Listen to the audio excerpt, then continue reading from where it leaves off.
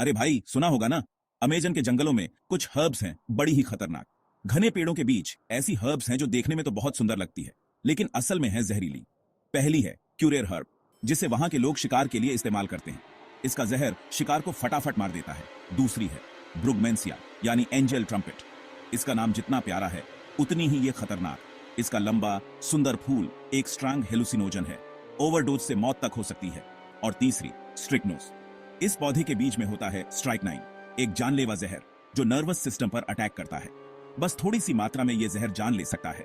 तो दोस्तों, अगर आप कभी अमेजन के सफर पर जाएं, इन खतरनाक हर्ब्स से दूर रहिएगा। ये खूबसूरत दिखते हैं पर जीवन ले सकते हैं। मिलते हैं अगले एपिसोड में और भी इंटरेस्टिंग फैक्ट्स के साथ।